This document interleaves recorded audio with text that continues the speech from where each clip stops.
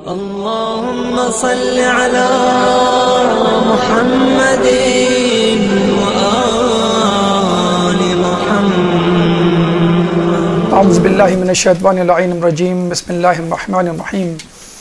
رب اشرح لی صدری ویسر لی امری واحلل عقدۃ من لسانی یفقهوا قولی. ان اللہ وملائکتہ یصلون علی النبی یا ایھا الذین آمنوا صلوا علیہ وسلموا تسلیما.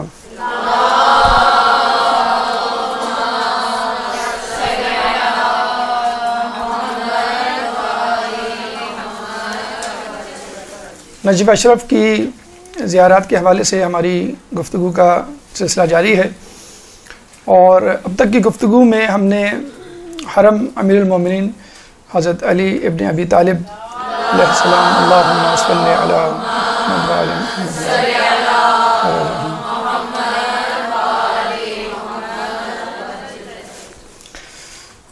کو دیکھا ہے اور وہاں پہ موجود مقامات کا مشاہدہ کیا ہے، اور اب ہم حرم کو مکمل کرنے کے بعد حرم سے باہر جا رہے ہیں.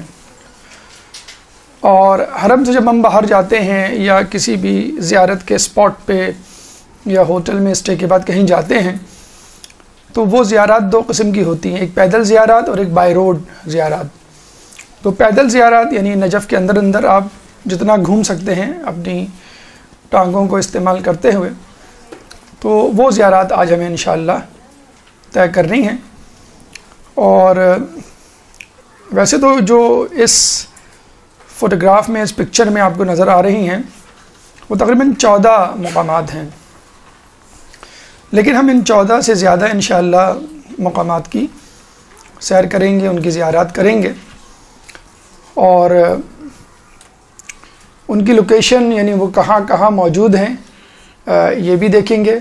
اس کے پیچھے پس منظر کیا ہے، تاریخی شواہد، واقعات، اور ہمارے لیے کیا مثالیں، عبرتیں ہیں. حرم مطہرہ امیر المومنین سب سے پہلے، اور یہ ہم کر چکے. اس کے بعد مقام امام زین العابدین علیہ السلام نمبر 2. نمبر 3 صافی صفا یمانی. نمبر 4 ہود و صالح علیہ السلام کی قبر مبارک، لیکن یہ ہم نہیں کریں گے آج، کیونکہ ہم اس کو وادی اسلام میں کور کریں گے جو انشاءاللہ اگلی نشست میں ہوگا.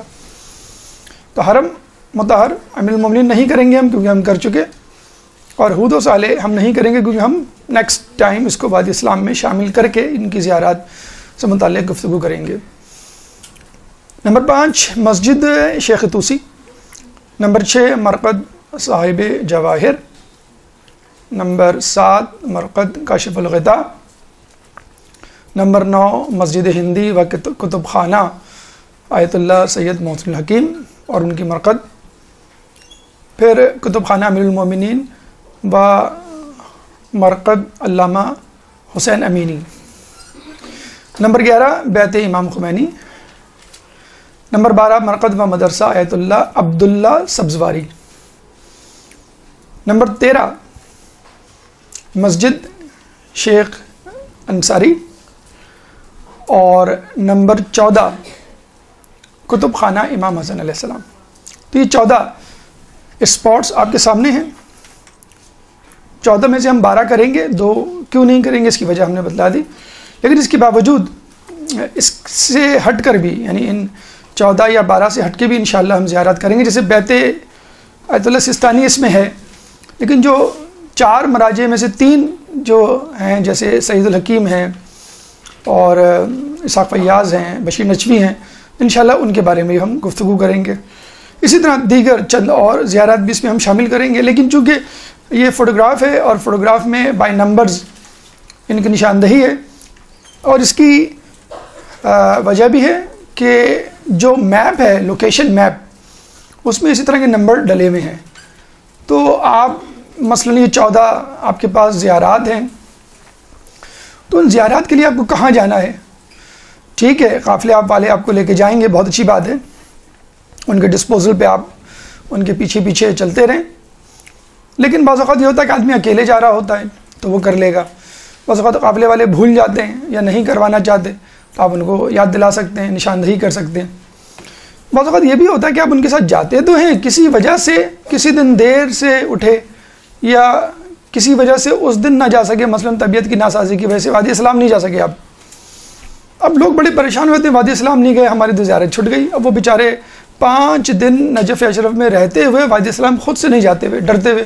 اس میں کیا ایسا مسئلہ ہے؟ شیخ طوسی کے گیٹ پہ آپ جائیں، واکنگ ڈسٹینس پہ، جیسے روڈ اینڈ ہوگا سامنے وادی اسلام میں، آپ خود جا کے تھوڑا سا آگے جائیں، سیدھے ہاتھ پہ مرقد، ہود اور صالح علیہ السلام میں. کون سا ایسا بڑا مسئلہ ہے؟ تو یہاں یہ دکھانے کا مقصد یہی ہے کہ ہمت کر کے خود بھی، اور ویسے بھی قافلے والوں کے پاس ڈیزگنیٹڈ ڈیز ہوتے ہیں، لمیٹڈ ان کے پاس وسائل ہوتے ہیں، اور جو انہوں نے پہلے سے ایک فارمولا ٹائم ٹیبل بنایا ہوا وہ اس کے حساب سے چل رہے ہوتے ہیں. اور ظاہر سی بات ہے اسی وجہ سے وہ آپ کو 24 آور انگیج بھی نہیں کرتے.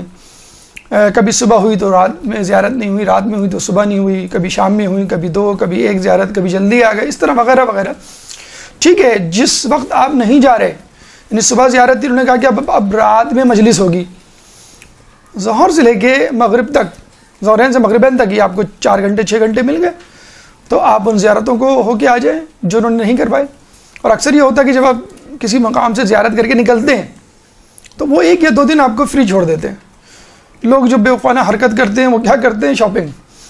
پورا دن 2 دن 3 دن جو ہے وہ شاپنگ میں گزار دیتے ہیں، یا جتنا بھی ٹائم ملتا ہے. عموماً لوگ یہی کرتے ہیں، مطلب بالکل ہول اینڈ سول انہوں نے قافلے والوں پہ چھوڑا ہوا ہوتا ہے کہ جو وہ دکھائیں گے وہ ہم دیکھیں گے، جو نہیں دکھائیں گے ہم آنکھ بند کر لیں گے. شیخ طوسی گیٹ پہ شیخ طوسی کی مرقد ہے، اور شیخ انصاری سامنے ان کی وہ ہے مسجد، ان کی جو قبر مبارک ہم نے آپ کو بتایا، جیسے آپ باب کبیر سے انٹر ہوتے ہیں تو یہ سب چیزیں آمنے سامنے ہوتی ہیں، لیکن آپ نے قسم کھا رکھی ہوتی ہے.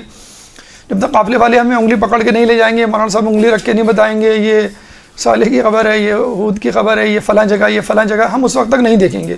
تو یہ ناکارِ خدا رہا. آپ کے پاس میپ موجود ہے، آپ کے پاس کتابیں موجود ہیں، آپ کے پاس معلومات ہیں، تو آپ جتنی زیارات کر سکتے ہیں. کچھ لوگ یہ سوچتے ہیں کہ بھئی یہ قافلے والے کروا دیں گے اس لیے ہم نہیں کر رہے، پہلا کہ وہ قافلے والوں نے وہ نہیں کروائی تو وہ آپ سے چھٹ گئی، رہ گئی. تو ٹھیک ہے، آپ خود بھی کریں، قافلے والے اگر کرائیں تو وہ بھی، کوئی ضروری تو نہیں ہے کہ آدمی ایک ہی مرتبہ زیارت کرے.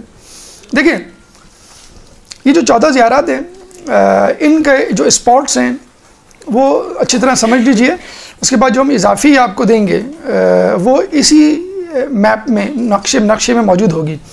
ٹھیک ہے، یہ ہو گئے 14 اسپاٹس آپ کے. یہ ہے نقشہ. یہ نقشہ آپ کو بالکل اسنیپ شاٹ لینا ہے آپ کو اپنے ذہن میں، اور اس کو یاد کر لینا ہے. میں اجمالی طور پہ آپ کو بتلا دیتا ہوں کہ کون سی چیز کہاں پر ہے تاکہ آپ کو یاد رکھنے میں آسانی ہو. نجف کو ہم نے 4 میں ڈیوائڈ کیا ہے. مشراق اوپر نارتھ پول ہوتا ہے، ہمیشہ یاد رکھیں. جب بھی کوئی میپ جغرافی میں کسی بھی بک میں دکھایا جائے اوپر نارتھ پول ہوتا ہے، ہمیشہ یاد رکھیں. ٹھیک ہے، اور نیچے جو ہے وہ ساؤتھ پول ہوتا ہے. اور آپ نے بچپن میں پڑھا بھی ہوگا، سیدھے ہاتھ پہ ایسٹ ہوتا ہے، الٹے ہاتھ پہ ویسٹ ہوتا ہے. تو یہ تو east and west, north and south کی بات ہو گئی. تو آپ نے دیکھا کہ یہ جو نجف ہے اس کو ہم کہتے ہیں پرانا نجف. یہ جو لائن ہے یلو، تقریباً سرکولر سمجھ لیں، ریکٹینگل اسکوائر جو بھی ہے، یہ پوری لائن کے اندر یہ ہے پرانا نجف. اور اس کے بعد جو بھی نجف ہے وہ ہے نیا نجف یا آؤٹ سائڈ نجف. تو وادی اسلام جو ہے وہ نجف کے اندر نہیں، نجف کے باہر ہے. ٹھیک ہے، نجف میں 4 محلے ہیں. مشراق نارتھ پول کی طرف سیدھے ہاتھ پر، اور اگر آپ باب کبیر سے انٹر ہو رہے ہیں، ہم نے بتایا تھا باب کبیر وہ باب ہے کہ جب آپ انٹر ہوں گے تو جب آپ مولا کی مرقد پہ جائیں گے تو آپ پائندی سے انٹر ہوں گے، اسی کو آپ اپنا 0 پوائنٹ یا ریفرنس پوائنٹ بنائیں. ٹھیک ہے، دیکھیں یہ میں آپ کو بتاتا ہوں. یہ سوق کبیر، سوق الکبیر، بڑا بازار، اور اسی حوالے سے دیکھیں لکھا ہوا بھی بازار بزرگ، اور اسی نام کی وجہ سے، اسی بازار کی وجہ سے یہ جو گیٹ ہے، یہ والا گیٹ، یہ والا، دیٹ از کالڈ باب کبیر. یہی ہم نے آپ کو بتایا تھا، یہیں سے انٹر ہونا ہے آپ کو. ٹھیک ہے، اس کو ریفرنس پوائنٹ 0 پوائنٹ بنا لیں ہم، تو ہم کیا کہیں گے؟ مشراق کا محلہ ہمارے سیدھے ہاتھ پہ ہے، براق ہمارے الٹے ہاتھ پہ ہے. ٹھیک ہے، مشراق کے ساتھ عمارہ اور براق سے آگے حویش. ٹھیک ہے، یہ ہے باب کبیر. باب کبیر کے سیدھے ہاتھ پہ ایک روڈ جاری ہے جو بالکل اکراس نجف ہے، فرام اینڈ ٹو اینڈ. شارع امام زین العابدین from east to west, east سے چلے گی ویسٹ کی طرف یا ویسٹ سے چلے گی ایسٹ کی طرف، شارع امام زین العابدین. ٹھیک ہے، اس کو یاد رکھیے گا. دوسری روڈ شارع امام صادق ہے but that will end up at حرم، حرم پہ اینڈ ہو جائے گی. پھر حرم سے جو روڈ چلے گی وہ شارع صفا کہلائے گی. ٹھیک ہے، یہ 3 روڈیں ہیں. امام زین العابدین والی روڈ جو اینڈ ٹو اینڈ ہے اکراس دا نجف، شارع امام صادق ایسٹ سے لے کر حرم تک، اور شارع صفا جو ہے حرم سے لے کر اینڈ تک. ٹھیک ہے، اب آ جائیں نارتھ ٹو ساؤتھ جو روڈز آ رہی ہیں. شارع توسی نارتھ سے آ رہی ہے حرم کی طرف. ٹھیک ہے، اور شارع توسی ہی کی ڈائریکشن میں اگر آپ چلتے چلے جائیں تو دوسری طرف اگر آپ نکلیں گے تو وہ شارع رسول ہے. ٹھیک ہے، تو نارتھ سے ساؤتھ کی طرف جو روڈز آ رہی ہیں شارع توسی حرم تک، اور حرم سے آگے شارع رسول. ٹھیک ہے، 3 اور 2 یہ 5 روڈز ہو گئی. اچھا، اب آ جائیں اطراف کی روڈ. مشراق کے اطراف جو روڈ ہے وہ شارع محیط، اور شارع رسول سے آگے ہے شارع بنات الحسن، اور اس سے تھوڑا سا آگے جا کے شارع مدینہ. یہ 4 جو محلے ہیں دیٹ از نجف، یہ ہے اولڈ نجف. اس کے بعد جو نجف ہے وہ نجف نہیں ہے، جدید نجف آپ کہہ سکتے ہیں. دیکھیے مثلا جیسے یہ ہے جدیدہ، it is not the part of Najaf, it is outside Najaf. ٹھیک ہے، یہ نجف سے باہر کا ہے. جیسے مسجد نبوی کے بارے میں آپ نے سنا ہوگا، ابھی جو موجودہ مسجد نبوی ہے وہ کسی زمانے میں مدینہ شہر ہوا کرتا تھا، اور اب جو مدینہ شہر ہے وہ مسجد نبوی سے آگے کا ہے. جب بھی ہم کہتے ہیں سقیفہ مدینے سے باہر تھا، لیکن لوگ بزیدہ نہیں لے اندر تھا. اندر اب ہو گیا ہے، پہلے نہیں تھا باہر، پہلے نہیں تھا اندر، پہلے باہر ہی تھا. تو یہ نجف ہے، اور نجف یعنی وادی سلام جو ہے وہ نجف سے باہر ہے. اسی طرح جدیدہ اور باقی چیزیں یہ باہر ہیں. یہ جدیدہ جو ہے اس کے اس طرف، یعنی یہ جہاں پہ یہ آئیکن گرین رنگ کا بنا ہوا ہے واٹس ایپ کا، یہاں پہ سمجھ لیجئے ایک اور محلہ ہے جس میں ہم یہاں پہ نہیں شو کر سکتے، اس کو ہم کہتے ہیں جدیدہ ثانیہ. یہ بڑا امپورٹنٹ ہے کیونکہ یہاں پہ ابھی آئے گا آگے کہ یہاں پہ مجتہدین وغیرہ کے گھر ہیں، پاکستانیوں کے مدارس ہیں بہت سارے. جدیدہ ثانیہ یا شوافع بھی کہتے ہیں اس کو، ابھی انشاءاللہ اس کا تذکرہ آگے آئے گا. یہ میپ دینے کا مقصد یہ ہے کہ جب بھی آپ کوئی چیز ڈھونڈیں آپ میپ پہ جائیں اور میپ پہ لوکیٹ کریں یہ کہاں پر ہے. ٹھیک ہے، اور اس کے بعد آپ شروع کریں. ابھی ہم نے آپ کو 14 اسپاٹس دکھائے ہیں. یہ 14 اسپاٹس، مثلا آپ کو مقام امام زین العابدین دوسرا مقام دیکھنا ہے. اب آپ نمبر 2 دیکھیں، آپ لوگوں کو نظر آ سکتا ہے اس پہ، دیکھ سکتے ہیں آپ لوگ. نمبر 2 اگر آپ سے کہا جائے کہا یہ ہے نمبر 2، تو آپ کو پتہ چل گیا کہ مجھے کہاں جانا ہے. ٹھیک ہے، تو یہ میپ دینے کا مقصد یہ ہے. یہ جو 14 اسپاٹس ہیں ان کے جو نمبر ڈلے ہوئے ہیں یہی نمبر لوکیشن میپ میں بھی ڈلے ہوئے ہیں، اسی لیے ہم نے ان دونوں فوٹوگرافس کو، پکچرز کو اپنے سامنے پیش کیا ہے. ٹھیک ہے، اب ہم یہ جو 14 اسپاٹس ہیں یعنی 12 اسپاٹس تو ہم نے ڈسکس کریں گے، پلس وہ اسپاٹس جو ہم اضافی دیں گے ان کو سب سے پہلے لوکیٹ کریں گے کہ ہے کہاں پر. کیونکہ ہم چاہتے یہ ہیں کہ اگر قافلے والے نہیں بھی لے کے جائیں یا کوئی آپ کے ساتھ نہیں بھی جا رہا تو ٹھیک ہے، آپ اپنی فیملی کے ساتھ کسی کے ساتھ چلے جائیں ٹہلتے ہوئے، سامنے ہی آپ کو مل جائیں گے سارے. ٹھیک ہے، تو یہ 14 اسپاٹس ہم شروع کرتے ہیں، پلس اس کے ساتھ ساتھ جو اسپاٹس اس میں نہیں دیے ہوئے لیکن بہرحال وہ within the territory of Najaf ہیں، within the old Najaf ہیں، تو اس کو ٹچ کر لینے میں، دیکھ لینے میں کوئی حرج نہیں ہے. تو ہم جو ہے پہلا جیسے کہ ہم نے بتایا اسپاٹ ہے حرم امیر المومنین، تو ہم کر چکے ہیں الحمدللہ. تو وہ جو دیٹ از دا سینٹر، مرکز آف نجف. دوسرا اسپاٹ ہے مقام امام زین العابدین. ٹھیک ہے، اور اس کو ہم لوکیٹ کرنا چاہیں تو کہاں ملے گا ہم کو؟ یہ رہا نمبر 2، یہ ہے مقام امام زین العابدین. اب ہم اس کو ڈسکرائب کرنا چاہیں، کسی کو بتانا چاہیں یا خود سے ہم یاد رکھنا چاہیں تو ہم کیا کریں گے؟ ہم کہاں آئیں گے؟ 0 پوائنٹ کیا ہے ہمارا 0 پوائنٹ؟ باب کبیر ہے. ٹھیک ہے، باب کبیر سے آپ انٹر ہوئے تک کوشش یہ کریں کہ پہلے حرم میں آ جائیں. آپ حرم میں آ جائیں، گویا مولا علی کی انگلی پکڑ لیں اور پھر آپ اپنا سفر شروع کر دیں. باب کبیر سے آپ اندر آ گئے، اس کے بعد آپ نکل جائیں یہاں سے. یہاں پہ کون سا گیٹ ہے؟ باب طوسی گیٹ, باب طوس. اس باب طوس سے آپ باہر نکلیں. باہر نکل کے بعد الٹے ہاتھ پہ مڑ جائیں. یہ کون سی شارع ہے؟ شارع امام زین العابدین. اس پہ چلنا شروع کر دیں. چلتے چلتے چلتے چلتے جب اولڈ نجف, پرانا نجف اینڈ ہوگا تو نمبر 2 پہ جو مقام ہے وہ ہے مقام امام زین العابدین علیہ السلام. یہاں پہنچ گئے لوکیشن میپ کے ذریعے. اب اس کی اہمیت جیسے دیکھیں, یاد رکھیں جب بھی مقام کا لفظ آتا ہے نا, مقام امام زمانہ, مقام امام جعفر, مقام امام زین العابدین, اس کا مطلب کیا ہوتا ہے کہ اس مقام پر وہ امام آ چکے ہیں. اب آگے کوئی واقعہ پیش آیا ہو, آ کے قیام کیا ہو, آگے 2 رکعت نماز پڑھی, انف, ہمارے لیے بہت انف ہے. امام کے قدم مبارک وہاں پہنچ گئے, بس یہ مقام بن گیا. ویسے تو بہت سی جگہوں پہ پہنچے ہوں گے, لیکن جہاں پہ بالکل یقین ہے کہ یہاں امام آئے تھے, ضرور آئے تھے, اور کچھ دن قیام بھی کیا تھا, تو اور بھی بہت جیسے کہ اس کی فضیلت بڑھ جاتی ہے. تو مقام امام زین العابدین علیہ السلام کے بارے میں کہا جاتا ہے کہ چوتھے امام جب مولا کی زیارت کے لیے آتے تھے اس مقام پہ قیام کیا کرتے تھے. جیسے ہم ہوٹل میں قیام کرتے ہیں 4 دن 5 دن, مولا یہاں پہ, امام یہاں پہ قیام کرتے تھے, یہیں پہ عبادت اور نماز پڑھا کرتے تھے, پھر یہاں سے حرم کی زیارت کے لیے جایا کرتے تھے. کچھ روایتوں میں ہمیں یہ بھی ملتا ہے کہ واقع کربلا کے بعد امام کئی سال یا کئی مہینے جو ہے روپوش ہو گئے, بیابان میں چلے گئے, اور پھر جو ہے انہوں نے زیارت کی اپنے جد کی, اور اس کے بعد جو ہے وہ مدینے گئے. بہرحال یہاں پر امام آئے تھے, یہاں پہ وہ قیام انہوں نے کیا تھا, اور چند دن یہاں رہے, یہاں عبادت کی. یہ دیکھیں اس کی نئی بلڈنگ ہے انشاءاللہ جو کنسٹرکٹ ہو رہی ہے, بہت ہی عالیشان گنبد اور بہت عالیشان عمارت بننے جا رہی ہے. جیسے میں نے آپ کو کہا کہ مقام کسی کا بھی ہو, اس کا مطلب وہ شخص وہاں آ چکا ہے, تو امام ضروری تھوڑی ہے کہ ایک ہی جگہ آئے ہوں. امام تو جو ہے وہ ایک سے زیادہ جگہوں پر گئے ہوں.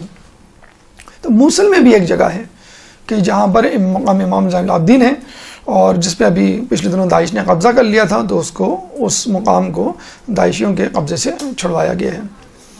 اب آ جائیں مقام صفا یمانی نمبر 3.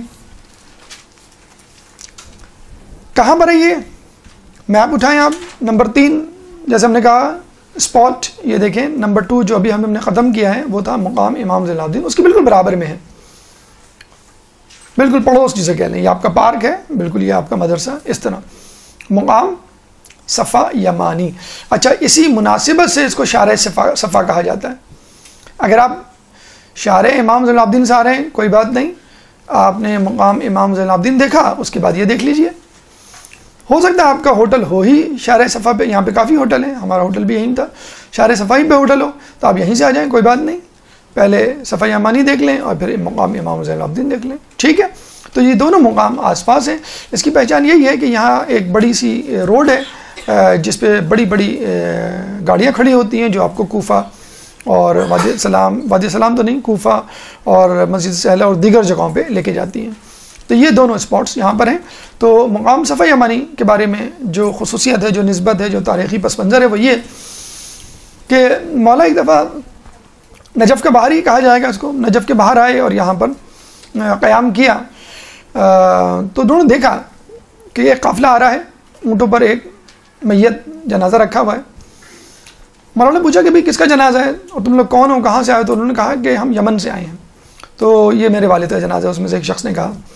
تو مولانا نے کہا کہ کیا یمن میں جگہ نہیں ہے دفنانے کی, جو اتنی دور یمن سے یہاں لے کر آئے, اس زمانے میں قافلے میں کسی کو لے کر آنا, کسی میت کو. انہوں نے کہا کہ یہ میرے والد ہیں, اور انہوں نے کہا تھا کہ مجھے ایسی جگہ دفنانا کہ جہاں پہ ایک ایسا شخص رہتا ہے کہ جس کی شفاعت عرب کے 2 بڑے قبیلوں ربیعہ اور مضر کے لوگوں کی شفاعت کے برابر ہے, یعنی اتنے لوگوں کو وہ بخشوا سکتا ہے. تو مولانا نے کہا کہ کیا تم اس شخص کو جانتے ہو؟ انہوں نے کہا نہیں, ہم اس شخص کو نہیں جانتے. تو مولانا نے 3 مرتبہ کہا خدا کی قسم میں ہی وہی شخص ہوں, خدا کی قسم میں ہی وہی شخص ہوں, خدا کی قسم میں ہی وہی شخص ہوں.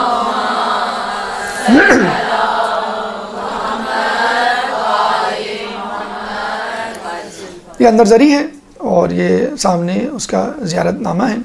جو دوسری خصوصیت اگر آپ غور سے پڑھیں, جو بورڈ لگا ہوا ہے باہر, مقام امیر المومنین امام امیر المومنین علی ابن ابی طالب و مرقد عبد الصالح موالی, یہ اس کا اصل نام ہے, اسیب یمانی. اچھا, مقام امیر المومنین کیوں کہا جاتا ہے؟ کچھ لوگ کہتے ہیں کہ یہاں پہ مولا آیا کرتے تھے اور مناجات کیا کرتے تھے، اور کچھ لوگ کہتے تھے کہ یہ وہی مقام ہے جہاں موسیٰ علیہ السلام نے اللہ سے کلام کیا تھا، اور جب تجلی پڑی تھی تو وہ پہاڑ ریزہ ریزہ ہو گیا تھا، اور اب وہ ہموار زمین بن گئی ہے۔ تو مولا وہیں پہ آتے تھے مناجات کرنے اللہ سے، جہاں پہ موسیٰ علیہ السلام پہلے آ چکے تھے۔ تو مقام امیر المومنین بھی ہے اور مقام صفا یمانی بھی ہے۔ نمبر 5، مرقد مسجد شیخ توسی، ہود و صالح ہے نمبر 4، جس کے بارے میں ہم نے بتایا ہے کہ وہ ہم وادی اسلام میں کور کریں گے۔ یہ دیکھیں نمبر 4 ہے۔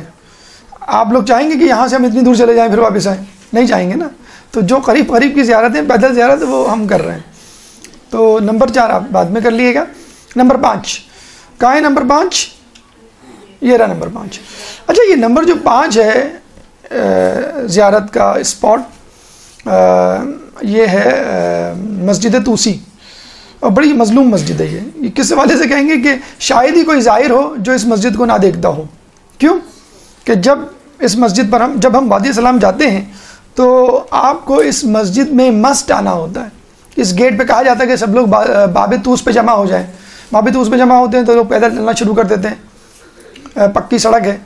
جو بوڑھے ہوتے ہیں وہ شٹل سروس آج کل چل گئی ہے، وہ اس پہ بیٹھ جاتے ہیں، تو ہر کوئی یہاں سے گزرتا ہے۔ لیکن بس وہی بات ہے کہ اگنورنس، جہالت، غفلت، کہ لوگ مسجد توسی کو دیکھنا گوارا نہیں کرتے جس میں شیخ توسی دفن ہے۔ اور شیخ توسی نہیں، سید مہدی بحر العلوم بھی دفن ہے۔ اتنی بڑی شخصیات، مطلب جن کا ابھی تذکرہ آگے آئے گا تو آپ کو اندازہ ہوگا کہ کتنی بڑی زیارت ہے جو ہم مس کر دیتے ہیں۔ اور وہاں بیٹھ کے آپ باتیں کر رہے ہوتے ہیں، گپ شپ کر رہے ہوتے ہیں، بعض اوقات غیبت کر رہے ہوتے ہیں کہ فلانی آئے فلانی آئے۔ تو دیکھیں، فرض کر لیں آپ کو یہیں پہ جانا ہے تو آپ کیا کریں گے؟ مدینے باب کبیر پہ آئے یا انٹر ہوئے، الٹے ہاتھ پہ باب قبلہ ہے اور سیدھے ہاتھ پہ باب طوس، ٹھیک ہے، باب طوسی، ٹھیک ہے۔ سیدھے ہاتھ پہ اگر آپ جائیں گے باہر روڈ پہ، اگر چلتے چلے گئے تو یہ تو آپ وادی اسلام پہنچ جائیں گے، یہ پورا وادی اسلام۔ نہیں، وہاں نہ جائیں آپ، پہلے بالکل باب طوسی پہ جو لیفٹ ہینڈ پہ 5 نمبر یہ نظر آ رہا ہے آپ کو، یہ ہے آپ کا مسجد توسی، مرقد توسی، یا اور مرقد سید بحر العلوم، 3 چیزیں ہیں۔ اصل میں یہ کیا تھا؟ شیخ توسی کا گھر تھا۔ شیخ توسی یہاں پر آئے تھے، کہاں سے؟ کاظمین بغداد سے، اور یہاں رہے تھے۔ یہ گھر بھی تھا، ان کا مدرسہ بھی تھا، اور جب ان کا انتقال ہوا تو انہوں نے کہا کہ اس کو مسجد بنا دینا۔ انتقال سے پہلے وصیت کی کہ اس کو مسجد بنا دینا، تو ان کی وصیت کے مطابق اس کو مسجد میں کنورٹ کر دیا گیا۔ شیخ توسی محمد ان کا نام تھا، اصل نام، طوس کے رہنے والے تھے، طوس میں ثنا آباد کے۔ تو بزرگ شخصیت، بہت عالم شخصیت، نام ان کا شیخ پڑ گیا، جس طرح ہمارے یہاں سر جو کہا جاتا ہے پڑھانے والے کو۔ تو یہ آئے پہلے ایران سے ہجرت کر کے کاظمین میں انہوں نے شاگردگی اختیار کی، شیخ مفید کی، 5 سال ان کے شاگرد رہے، اور انہی کی رہنمائی میں انہوں نے کتاب لکھی معرکۃ الآراء، تہذیب الاحکام۔ تہذیب الاحکام کیا ہے؟ ہماری جو کتب 4 ہیں ان میں سے ایک کتاب۔ اس کے بعد شیخ مفید کے شاگرد شریف مرتضیٰ، جو کہ بھائی ہیں شریف رضی کے، سید رضی کے، آپ نے سنا ہوگا 2 کا نام، کاظمین میں ہیں، ان کی شاگردگی میں رہے، اور پھر ان کی شاگردگی میں کتاب لکھی استبصار، یہ بھی کتب 4 میں شامل ہے۔ تو ہماری 4 کتابوں میں 2 کتابوں کے مؤلف مصنف کون ہیں؟ شیخ توسی ہیں۔ یعنی 50% آف دا روایات، 50% آف دا نالج ہمارے دین کی کس سے آئی ہے؟ شیخ توسی سے آئی ہے۔ ریٹن مٹیریل شیخ توسی نے دیا ہم کو 50%۔ تو کتنی بڑی شخصیت ہے، اگر ہم ان کی زیارت مس کر دیں کتنی بڑی جو ہے کوتاہی ہم کریں گے۔ جو ہماری 4 کتابیں ہیں اتفاق سے، وہ سب کے سب محمد نامی افراد نے لکھی ہے۔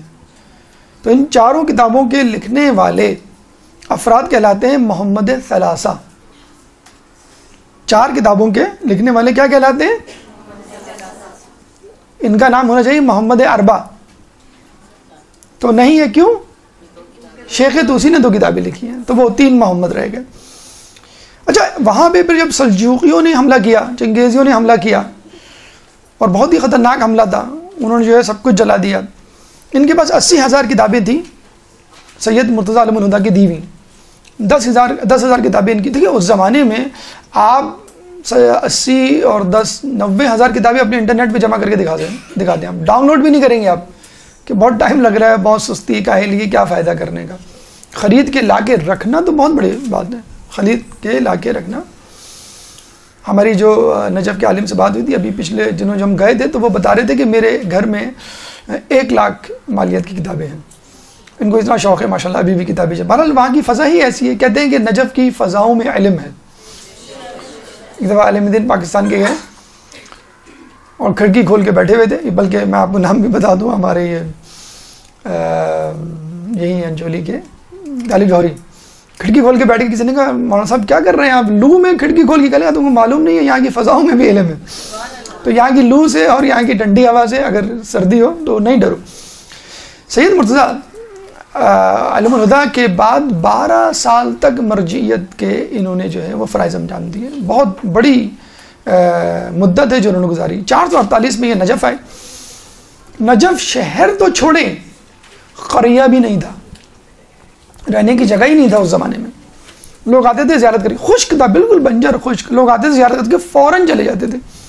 یہ ان کا مرہون منت ہے کہ وہ آئے، جب وہ آئے تو علم کے پیاسے آ گئے۔ انہوں نے کہا ہم پانی کے پیاس برداشت کر لیں گے، علم کی پیاس نہیں برداشت کریں گے، ہمیں شیخ طوسی کے پاس جانا ہے۔ یہاں کے آباد ہوئے، ان کے درس میں ہزار اسٹوڈنٹ شامل ہوا کرتے تھے، 300 تو مجتہدین ہوا کرتے تھے، اور یوں سمجھ لیں کہ بالکل ایک میگنیٹ کی طرح انہوں نے کھینچ لیا تھا لوگوں کو۔ اور آپ کو معلوم ہے جب لوگ کسی جگہ جمع ہو جائیں تو کوئی ہوٹل بھی کھولتا ہے اس کے ساتھ، کوئی جو ہے وہ درزی کی دکان بھی کھولتا ہے، کوئی کھانے پکانے کی دکان بھی کھولتا ہے، کوئی پانی کے لیے بندوبست بھی کرے گا، تو وہ خود ایک دوسرے کی ضروریات جو ہے وہ حل کر رہے ہوتے ہیں۔ تو وہ ماشاءاللہ دیکھتے ہی دیکھتے شیخ طوسی کے آنے کی وجہ سے پہلی مرتبہ وہ ایک شہر میں تبدیل ہوا، اور حوزہ تو خیر بنا ہی، پہلی مرتبہ ہزار اسٹوڈنٹ، ہزار علماء اور 300 اس میں مجتہد، بہت بڑی بات۔ یہ ان کی مرقد ہے شیخ طوسی کی، جو کہ انہوں نے وصیت کی تھی کہ مجھے میرے گھر میں دفنانا اور میرے گھر کو مسجد میں تبدیل کر دینا۔ تو ان کا گھر جو ہے بیسیکلی وہ گھر ہے ان کا، تو وہ مسجد طوسی میں تبدیل ہو گیا اور ان کی مرقد بھی یہیں پر ہے۔ یہیں پہ مرقد ہے سید مہدی بحر العلوم کی۔ اچھا یہ میپ میں الگ سے مینشن نہیں ہے، یہ ہم نے بتلا دیا کیونکہ بہرحال امپورٹنٹ شخصیت ہے سید مہدی۔ ہم نے دیکھیں بہت سارے علماء پڑھے ہیں اور ہر عالم پہ ہم چونک جاتے ہیں، حیرت میں پڑ جاتے ہیں کہ کیا لوگ تھے اور کس طرح انہوں نے زندگی گزاری، لیکن جو عالم شاید سب سے زیادہ لوگوں کو حیرت میں ڈالتا ہے وہ ہے سید مہدی بحر العلوم۔ کس وجہ سے؟ آپ جملہ سن لیجئے پھر آپ کو اندازہ ہو جائے گا۔ جو سب سے زیادہ حیرت میں ڈالنے والے عالم دین وہ یوں ہیں کہ لوگ کہتے ہیں کہ سید مہدی بحر العلوم کو عرصے تک لوگ امام زمانہ سمجھتے رہے کہ یہی ہے امام زمانہ۔ اتنا تقدس، اتنا علم، آپ اندازہ لگائیے کہ کسی غیر معصوم، کسی عام آدمی میں کوئی وہ کر لے کہ یہی امام ہے، یہی 12ویں امام ہے جن کا ظہور ہو گیا، یہ بتا نہیں رہے۔ آپ اندازہ لگا لیے کہ ان کے علم کا، ان کے تقدس کا، ان کی پاکیزگی کا کیا حال ہوگا۔ اور یقین کریں کہ اوائل سے، بہت بعد میں نہیں، اپنے اسٹوڈنٹ لائف سے ہی ان کو جو ہے وہ بحر العلوم کا جو ہے وہ لقب مل گیا تھا، اور اب تک ان کا خاندان وہاں آباد ہے، اور اب تک ان کے خاندان والے اپنے نام کے آگے بحر العلوم لگاتے ہیں۔ دیکھیں یہ ہوتی ہے انسان کی قابلیت، کہ اس کی قابلیت اس کا تعارف بن جائے اور پھر اس کا نام اس کے خاندان والے، آنے والی نسلیں فخر سے لیں۔ مہدی بحر العلوم کہاں پر ہے؟ یہ تو ہم نے بتلا دیا کہ یہ جو 5 نمبر مسجد طوسی ہے، بس مسجد طوسی میں جو مرقد طوسی ہے اس کے ساتھ ہی ان کی بھی قبر مبارک ہے۔ ایک دفعہ جا رہے تھے اپنے اصحاب کے ساتھ، تو قافلہ دکھا، قافلہ جا رہا تھا، تو قافلے والوں کو روکا، ادھر آؤ، یہ کو بلایا، اس کے بارے میں حال احوال پوچھے، پھر اس کے افراد جو تھے اس کے حال احوال پوچھا، خاندان والوں کے حال، محلے والوں کے حال، شہر والوں کے حال۔ جب پوچھ کے آ گئے تو لوگوں نے کہا کہ یہ لوگ تو یمن کے ہیں، آپ تو یمن کبھی نہیں گئے، اور آپ ان کے محلے کے بارے میں ایسے پوچھ رہے ہیں جیسے آپ کافی عرصے وہاں رہے ہوں، بلکہ شاید وہیں سے آئے ہیں آپ یہاں پر۔ پیدا یہ کربلا میں ہوئے تھے، عراق میں. انہوں نے کہا کہ جب انہوں نے دیکھا کہ لوگ سوال پہ سوال کیے جا رہے ہیں، حیرانگی پہ حیران، انہوں نے خاموشی سے کہا کہ اگر میں کہوں کہ میں دنیا کے چپے چپے سے واقف ہوں تو یہ غلط نہ ہوگا. بتائیں، اتنا بڑا دعویٰ کہ میں دنیا کے چپے. اچھا، اس کا اب اس کا ثبوت بھی لے لیجئے. عراق میں جو اہم ترین زیارات ہیں ان کی دریافت، ان کا انکشاف کس نے کیا؟ سید مہدی بحر العلوم نے کیا. مسجد کوفہ کس نے دریافت کی کہ یہ مسجد کوفہ ہے؟ سید مہدی بحر العلوم نے. مولا علی کا گھر کس نے دریافت کیا؟ سید مہدی بحر العلوم نے. مرقد کمیل بن زیاد، سید مہدی بحر العلوم نے. مسجد حنانہ کا تعارف، سید مہدی بحر العلوم میں. ہود اور صالح کی قبریں جو کہ وادی سلام میں موجود ہیں، مطلب شاید 2 ہی وہ ہیں جن کے لیے ہم جاتے ہیں، ویسے اور بھی جگہ ہیں لیکن اہم ترین زیارات وادی سلام میں. تو ان کی نشاندہی کس نے کی؟ سید مہدی بحر العلوم نے. کیا تعلق ہے اللہ سے؟ کیا تعلق ہے امام زمانہ سے؟ کیا تعلق ہے غیب کے علم سے؟ پاکیزگی ہے، تقدس ہے.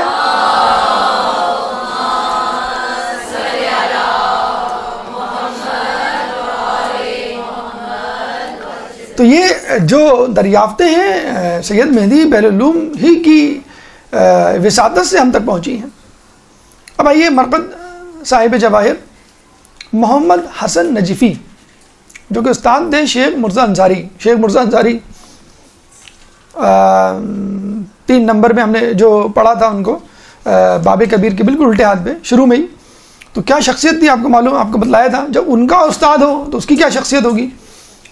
اچھا، پہلے زمانے میں اگر کوئی شخص کوئی کتاب لکھے اور وہ کتاب بہت مشہور ہو جائے تو بس اس کو اس کتاب کے نام سے متعارف کروایا جاتا ہے. صاحب مفاتی، صاحب بہار، ٹھیک ہے. تو اسی طرح صاحب جواہر، جواہر الکلام انہوں نے کتاب لکھی تھی. یہ ان کا مقبرے کا، روضے کا اندرونی منظر. اس کی لوکیشن صاحب جواہر کی یہ دیکھ لیجئے، شارع امام زلال. آپ باب کبیر سے انٹر ہوئے، رائٹ سائڈ پہ گئے آپ باب توسی. باب توسی میں آپ نے شیخ توسی کی قبر، سید مہدی بحر العلوم کی قبر دیکھ لی. دونوں کے روضے آگے جائیں گے تو یہ ہے 6 نمبر پہ صاحب جواہر سید محمد حسن نجفی. استاد ہیں کس کے؟ شیخ مرزا انصاری کے. صاحب جواہر یعنی جواہر الکلام نامی کتاب. ان کے بارے میں کہا جاتا ہے کہ پہلی مرتبہ مرجعیت نے مرکزیت اختیار کی، یعنی یونانیمسلی، انڈاؤٹڈلی، بلا شبہ، بغیر کسی اختلاف کے اس زمانے میں یہ واحد مرجع ہوا کرتے تھے. آج کل کے زمانے میں بہت سارے مراجعین ہیں جو جس کو عالم سمجھتا ہے اس کی تقلید کر لے، لیکن اپنے زمانے میں پہلی مرتبہ تاریخ میں ہوا تھا کہ تمام کے تمام لوگ کسی ایک کی مرجعیت پر متفق ہو گئے تھے. اور اگر ایسا ہو جائے تو بہت اچھی بات ہوتی ہے. وسائل ایک کے ہاتھ میں ہوتے ہیں اور ان کی ڈسٹریبیوشن آسان ہوتی ہے، لیکن یہ کہ بشرط یہ کہ وہ سب کے نزدیک عالم بھی ہو. تو شیخ محمد حسن نجفی کی ایک کمال جو ہے ان کا وہ یہ ہے کہ اپنے زمانے میں مرکزیت انہوں نے دی. مطلب مرکزیت کیا دی، وہ خود اتنے بڑے عالم تھے کہ لوگ کسی اور کو ان کے سامنے تقلید کے قابل سمجھتے ہیں. جواہر الکلام ان کی کتاب ہے جس کے بارے میں ان کے شاگرد شیخ مرزا انصاری فرماتے ہیں جواہر الکلام اور وسائل شیعہ، یہ 2 کتابیں پڑھے بغیر کوئی آدمی مجتہد بن ہی نہیں سکتا. شیخ مرزا انصاری کتنے بڑے عالم. تو یہ ان کی کتاب تھی. آج تو ماشاءاللہ کمپیوٹر کا ایج گرو وہ ہے، ایک سیڈی میں یہ پوری کتاب موجود ہے، پوری ایک سیڈی میں. نور والوں کی سیڈیز ہیں، آپ کو میں نے بتلایا بھی تھا. نور والوں نے بہت ماشاءاللہ کام کر رہے ہیں. ایران کا جو پروگرام آفس ہے کمپیوٹرائز، کہ ایک سیڈی میں ایک عالم دین کے تمام کام، ان کی تمام تصانیف جو ہے انہوں نے ڈال دی ہیں. تو جواہر الکلام 42 جلدوں پر مشتمل کتاب ہے. اور آپ کو معلوم ہے کتنے سال لگائے تھے انہوں نے؟ 32 سال. 32 سال میں 42 جلدوں پر مشتمل فقط ایک کتاب ہی کہیں گے اس کا، فقہ کی ایک کتاب انہوں نے تشکیل دی. اور جواہر الکلام اس کا نام صاحب جواہر پڑ گیا. تو آپ دیکھ لیجئے ہمارے جو علماء ہیں پوری زندگی لگا دیا کرتے تھے. 32 سال، آدھی زندگی تقریباً لگا دی آپ نے ایک کتاب کو لکھنے میں. اچھا، لوگ ابھی انشاءاللہ آگے مزید تفصیل سے تذکرہ آئے گا کہ لوگ عموماً یہ سمجھتے ہیں جو علماء ہوتے ہیں، جو طلباء ہوتے ہیں، جو علم دین سے وابستہ ہوتے ہیں، ان کو کوئی کام نہیں آتا. خواتین کے لیے بھی کہا جاتا ہے جو خواتین مدرسے جاتی ہیں ان کو گھر کام کی کوئی وہ نہیں، ان کے اکثر رشتہ ناتوں میں اس لیے پرابلم ہوتی ہے کہ یہ بس مدرسے کے چکر میں پڑی رہتی ہیں، کتابوں میں گھومی رہتی ہیں، ان کو ہوش ہی نہیں ہوتا گھر گرہستی کا، شوہر کا، نہ ماں باپ کا، بہن بھائیوں کا. تو اس طرح علماء کے لیے بھی کہا جاتا ہے کہ ان کو جو ہے بس اپنے زیارات کی، اپنے مجالس کی، اپنی عزاداری کی اور پڑھنے پڑھانے کی فکر رہتی ہے، گھر سے ان کو کوئی تعلق نہیں ہوتا. یا سوشل ایکٹیویٹیز تو ہوتی نہیں، جب گھر سے تعلق نہیں تو سوشل ایکٹیویٹیز کیا ہوں گی. تو یہ ہمارے علماء جو قدیم علماء تھے ان کا دیکھیں انداز آپ. نہ صرف یہ کہ علم دین پھیلاتے تھے، درس خارج دیتے تھے، کتابیں لکھا کرتے تھے. اس زمانے میں مسجد کوفہ جو ہے اس میں جو خدام حضرات ہیں ان کے کمرے اور ان کا رہائش کا بندوبست انہوں نے پہلی مرتبہ کروایا کہ یہ 24 آور یہاں پہ رہیں اور یہ مسجد کی حفاظت کریں.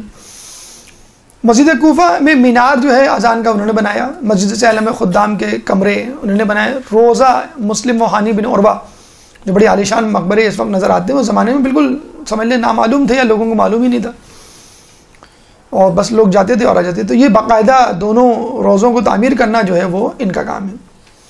7 نمبر پہ مرقد کاشف الغطاء. کہاں ہے یہ؟ دیکھیے کاشف الغطاء بیسیکلی استاد ہیں کس کے؟ محسن نجفی کے.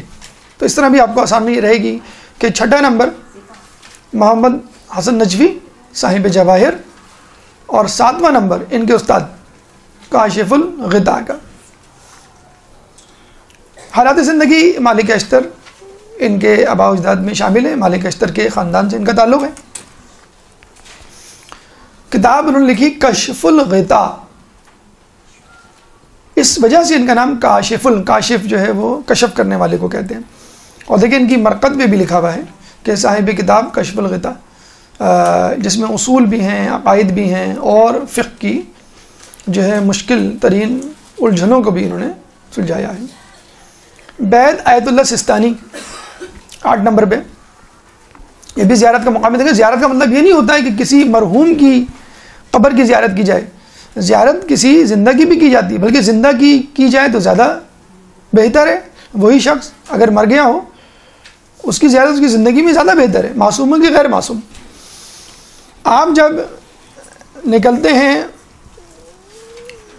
یہ آقا سستانی کا اندر کا گھر اور علماء مجتہدین کے گھر میں کتابوں کے علاوہ اور کچھ نظر نہیں آتا. اب کہیں جا کے انہوں نے کرسیاں ڈالی ہیں 4-5 سال پہلے، خود کچھ اپنی صحت کی وجہ سے کہ بہت زیادہ دیر بیٹھ نہیں سکتے، اور خود کچھ لوگوں کی وجہ سے کہ جو نیچے بیٹھنے میں ذرا پرابلم محسوس کرتے ہیں یا غیر مندوبین آ جائیں تو ان کے لیے، ورنہ اس سے پہلے وہ نیچے ہی کی ان کی نشست تھی. یہ دیکھیں آپ باب کبیر پہ آئے تھے، پھر دوبارہ 0 پوائنٹ پہ ہم لے لیتے ہیں. ویسے تو ظاہر سی بات ہے اگر آپ گھوم ہی رہے ہیں اور سامنے شیخ توسی باب توسی آ گیا ہے تو آپ باب توسی سے نکل کے فوراً مسجد توسی چلے جائیں. ضروری نہیں کہ آپ دوبارہ باب کبیر پہ جائیں. ایسے ہم 0 پوائنٹ اور ریفرنس لیول پہ ہم نے آپ کو بتایا. یہ ہے باب کبیر 0 پوائنٹ. سیدھے ہاتھ میں باب توسی تھا، الٹے ہاتھ پہ باب قبلہ، باب قبلہ ہے الٹے ہاتھ پہ. بس اس باب قبلہ سے آپ باہر نکلیں یا آپ باہر نکلیں، یہ کہلاتی ہے شارع رسول. اسی شارع رسول پر 8 نمبر یہ دیکھیں الٹے ہاتھ پر. آپ کو پتہ بھی نہیں چلے گا، لگے گا ہم بوری بازار کی کسی گلی میں آ گئے. دکانیں دکانیں دکانیں اور کچھ جگہوں پہ آپ کو لوگ کھڑے ہوئے نظر آئیں گے، تو آپ سمجھ جائیے گا کہ یہاں پہ جو ہے وہ کچھ ہے. آپ اندر گلی میں جائیں گے، گلی میں گاڑی تو کیا آپ اسکوٹر بھی نہیں جا سکتی، بلکہ شاید سائیکل بھی کوئی نہیں چلا سکتا، گر جائے گا، اتنی پتلی گلیاں ہیں. ٹھیک ہے 8 نمبر پہ الٹے ہاتھ پہ بالکل آپ چند گز چلیں گے، چند میٹر، تو آپ کو 8ویں مقام پر یہ 8واں جو اسپاٹ ہے الٹے ہاتھ پہ آپ کو. حالات زندگی سیستان میں پیدا ہوئے. کچھ لوگ کہتے ہیں کہ یہ جو ہے مشہد میں پیدا ہوئے. ان کو سرٹیفکیٹ نہیں مل سکا تھا، ایک برتھ سرٹیفکیٹ کسی وجہ سے مشہد کا، تو سیستان لگ گیا. بہرحال سیستان میں یا جہاں بھی مشہد میں، سیستان زیادہ قرین قیاس ہے، میں پیدا ہوئے اور ابتدائی تعلیم اپنے والد بزرگوار سے اور اس کے بعد آیت اللہ بروجردی کے بھی شاگرد رہے ہیں. حاصل کرنے کے بعد یہ آئے نجف اور یہاں پر کافی عرصے تک آیت اللہ خوئی کے جو ہے وہ شاگرد رہے، اور پھر انہی کی وساطت سے اور انہی کی تصدیق نامے سے یہ مرجعیت کے درجے پہ پہنچے اور اس سے پہلے اجتہاد کا درجہ بھی آیت اللہ خوئی نے ان کو دیا۔ 1960 میں فقط 30 سال کی عمر میں ان کو اجازہ مل گیا، یعنی یہ مجتہد بن چکے تھے 30 سال میں، اور مرجعیت کا 62 سال میں 62 ایئرز، اب ماشاءاللہ ان کی عمر 80 سے زیادہ 80 سال سے زیادہ ہو چکی ہے۔ 1992 میں آیت اللہ خوئی کا جب انتقال ہوا، انہوں نے باقاعدہ ان کو وصیت کی تھی کہ میری نماز جنازہ جو ہے وہ آغا سیستانی پڑھائیں۔ اس سے لوگ سمجھ گئے تھے کہ کون ان کا جانشین ہوگا، اور ویسے بھی وہ اس کا اظہار پہلے کر چکے تھے۔ جیسے کہ میں نے ابھی بتایا کہ لوگ عموماً یہ کہتے ہیں کہ علماء، مجتہدین، مراجعین ایک الزام ہے خصوصاً نجف کے علماء کے اوپر کہ سیاسی طور پہ ایکٹیو یا موبلائز نہیں ہیں۔ ایسا نہیں ہے۔ اس طرح تو ہم تمام ائمہ کی ہسٹری پڑھ لیں۔ امام موسیٰ کاظم 14 سال جو ہے وہ قید میں رہے، تو کیا وہ ایکٹیو نہیں تھے؟ اپنے قید خانے سے وہ کنٹرول کیا کرتے تھے۔ امام زمانہ ابھی غیبت میں، تو کیا وہ ایکٹیو نہیں ہے؟ وہ اپنی غیبت سے پوری دنیا کو کنٹرول کر رہے ہیں۔ تو ایک نہیں بلکہ 2-3 مثالیں میں آپ کو دیتا چلوں ان کی سیاسی موبلائزیشن کی، ایکٹیویٹی کی۔ 2004 میں یہ bypass 2 bypass operation ان کے ہو چکے ہیں، لیکن اس کے باوجود ماشاءاللہ ہٹے کٹے لوگ ان کے پاس بیٹھے بیٹھے تھک جاتے ہیں، اور یہ نہیں تھکتے۔ ایک سوال کا جواب جو ہے وہ آدھے گھنٹہ جو ہے وہ لگا دیتے ہیں، 2 گھنٹے۔ اچھا 2 گھنٹے تو ہمیں لگے تھے نا، اس کے بعد جو قافلہ آیا اس نے 2 گھنٹے لگائے ہوں گے، جو ہم سے پہلے بھی جو قافلہ اس نے تو 6 گھنٹے یہ اسی طرح بیچارے بیٹھ کے جواب دیتے رہے، اور کبھی یہ نہیں کہا کہ یہ سوال جو ہے اس کا مختصر سا جواب دے دیتا ہوں، یا بہت سوال ہو گئے بس میں ایک سوال کا نہیں۔ اکثر لوگ کمرے سے باہر سے لوگ آتے ہیں اور ان کو اشارہ کرتے ہیں، پھر آتے ہیں پھر ہم کو اشارہ کرتے ہیں، یعنی یہ خود کبھی نہیں تھکے۔ زائرین یا ملاقاتی حضرات وہ تھک جاتے ہیں۔ تو یہ لندن گئے بائی پاس کے لیے، اور کہتے ہیں کہ جب یہ ریکوری فیز میں تھے، اور آپ کو معلوم بائی پاس سرجری کے بعد ریکوری فیز بہت مشکل ہوتا ہے، بہت انٹینسو مانیٹرنگ ہوتی ہے، ECG ہوتا ہے، باقی چیزیں ہوتی ہیں، دیکھنا ہوتا ہے کہ سرجری جو ہوئی ہے وہ کامیاب ہوئی ہے کہ نہیں۔ جب ان کو پتہ چلا کہ بہت زبردست آپریشن ہو رہا ہے نجف میں، اور نجف کے حرم میں، امیر المومنین کے حرم میں مقتدس صدر اور مہدی مشن کے سپاہی اندر موجود ہیں، ان کو محصور کر لیا گیا ہے امریکن آرمی، اینڈ وہ بس ان کو مارنے جا رہے ہیں۔ تو یہ لندن میں یقین کرے اپنے بستر سے اٹھ کے آ گئے فوراً نجف، اور پیدل نجف کے حرم امیر المومنین میں داخل ہوئے، اور مقتدس صدر کو اپنے ہاتھ سے پکڑ کے باہر لے کر آئے اور ان کی جان بچائی۔ مقتدر بہت زیادہ پولیٹیکلی ایکٹیو آدمی، اور لوگ اس زمانے میں لوگ باتیں بنایا کرتے تھے کہ یہ دونوں آپس میں رائول ہیں، ایک ایکٹیو ہے ایک انیکٹیو ہے۔ تو لوگوں کو پتہ چل گیا کہ یہ سب ایک ہیں۔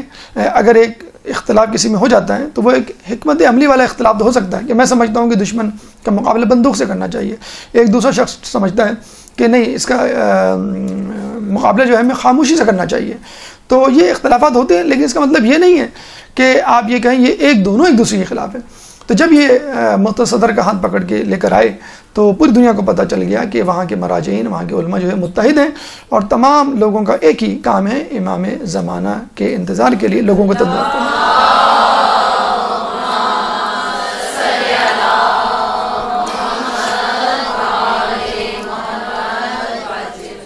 مزید سیاسی سرگرمی کے حوالے سے سن لیجئے۔ 2005 میں عراق میں الیکشن ہوئے۔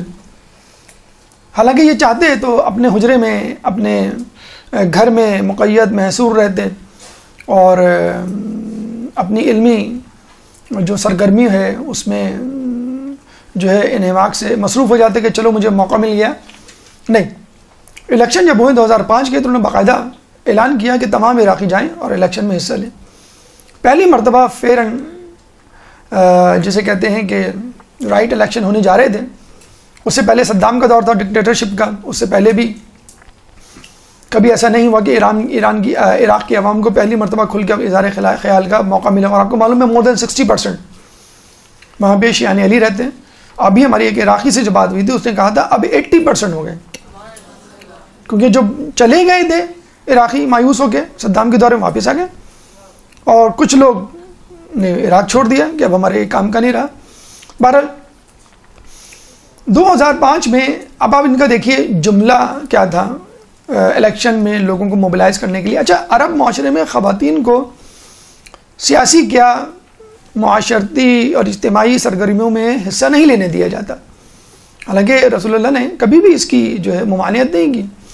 رسول اللہ بھی بیعت لیا کرتے تھے خواتین سے, کوئی ایسا مسئلہ نہیں تھا. انہوں نے باقاعدہ خواتین کو کہا کہ الیکشن میں کسی خاتون کا ووٹ ڈالنے جانا ایسا ہے جیسے بی بی زینب کا کربلا جانا. اتنے لوگ, اللہم صلی علی محمد,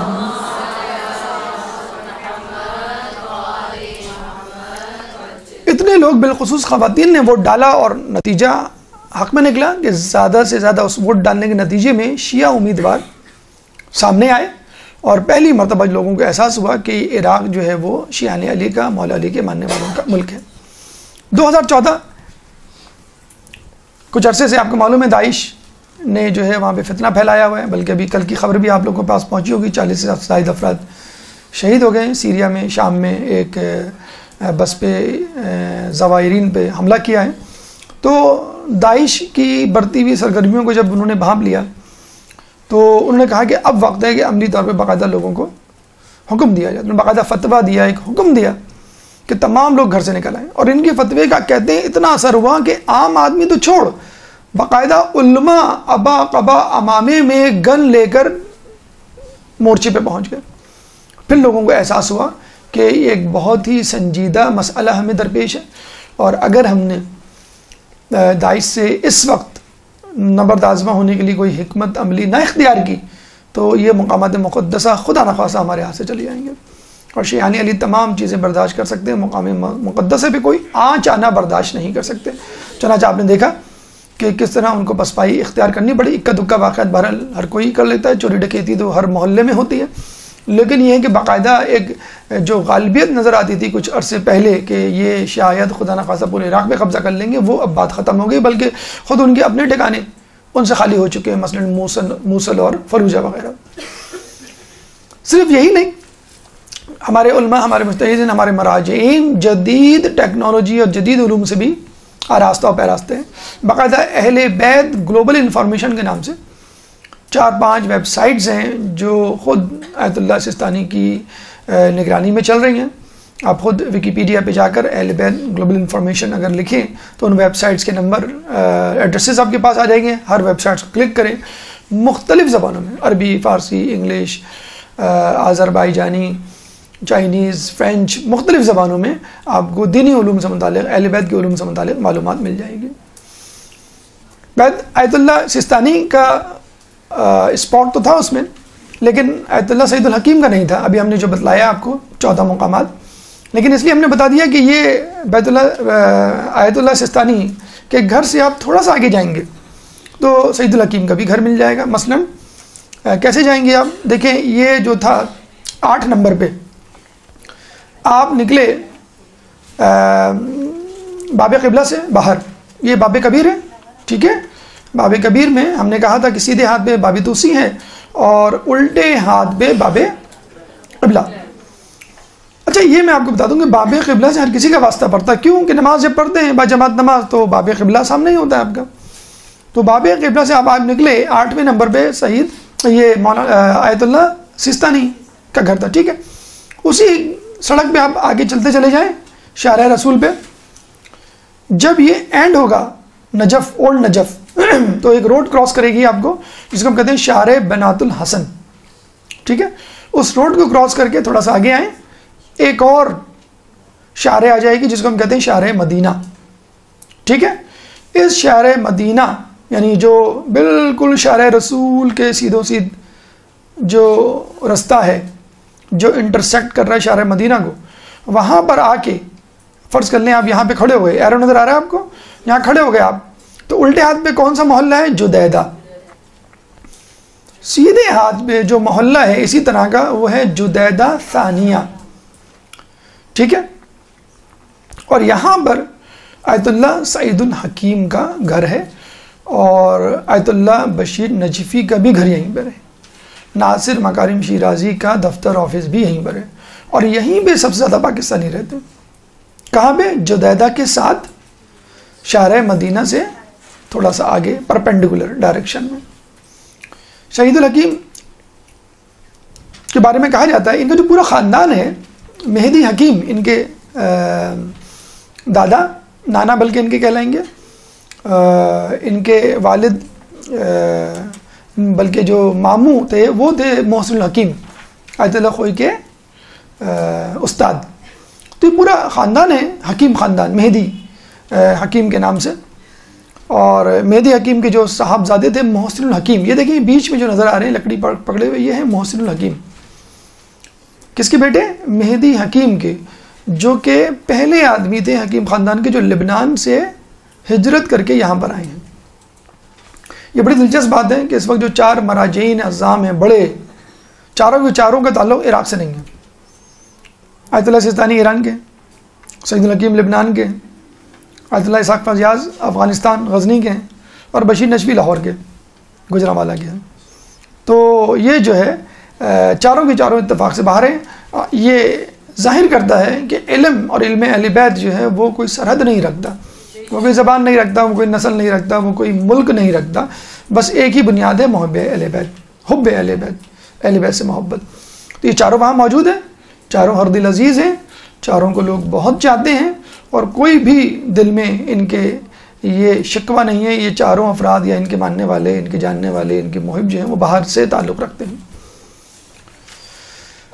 ابھی بھی جو تدریسی خدمات ہیں اس حوالے سے، جیسے لجنہ امتحان ہے، وہاں کا جو سب سے بڑا امتحان ہوتا ہے کوانٹیفائی کرنے کے لیے کہ کون طالب علم کتنا آگے جا چکا ہے، اس میں آیت اللہ سعید حکیم کے بارے میں کہا جاتا ہے سب سے زیادہ ان کے دفتر کا ہاتھ ہے. یعنی اکیڈمکس میں اس وقت جو ہے مولانا آیت اللہ سعید الحکیم کو بہت آتا ہے. اور یہ بھی میں آپ کو بتلا دوں کہ سعید الحکیم کے ماموں محسن الحکیم اور اس سے پہلے مہدی حکیم، ان کی ایک ہسٹری، ایک فیملی ہے، اور ان کے جو افراد ان کے خاندان میں مجتہد گزرے ہیں، غالباً سب سے زیادہ مجتہدین انہی کے خاندان میں گزرے ہیں. ابھی آپ کو جو تصویر دکھائی اس میں سارے ایک ساتھ کھڑے ہوئے. بہت زیادہ علمی خدمات ہیں ان کے خاندان کی، اور بہت زیادہ ہر دل عزیز ہیں. تو صدام حسین کو ہمیشہ ان کے خاندان سے خطرہ رہتا تھا کہ یہ لوگ ٹیک اوور نہ کر لیں، یہ لوگ مخالفت نہ کریں، یہ لوگ جو ہے ہمارے لیے رکاوٹ نہ بن جائیں. تو گاہے بگاہے ان کو اذیت دینا، قید میں ڈالنا، تکلیف دینا اس کا مشغلہ تھا. اور ایک عرصے تک صدام کی قید میں ان کا خاندان رہا. اور ایک وقت وہ بھی آیا کہ جب ان کے والد نے یہی کہا کہ بیٹا اگر کوئی ہماری نیکی قبول نہ بھی ہو جنت میں جانے کے لیے، تو یہ جو قید و بند میں ہم مصیبت گزار رہے ہیں یہ بہت ہے. اچھا آپ یہ دیکھ لیجئے، ہم جیسے لوگ ہوں، کوئی اور عام فرد ہو، تو اللہ سے دعا کرے گا میں کب باہر نکلوں، کب اپنی پڑھائی کا سلسلہ شروع کروں. آپ کو یہ سن کے حیرت ہوگی کہ انہوں نے جیل میں درس و تدریس شروع کر دی. باقاعدہ کلاسز ہوتی تھیں، درس دیے جاتے تھے، بالکل اسی طرح جس طرح گھر میں.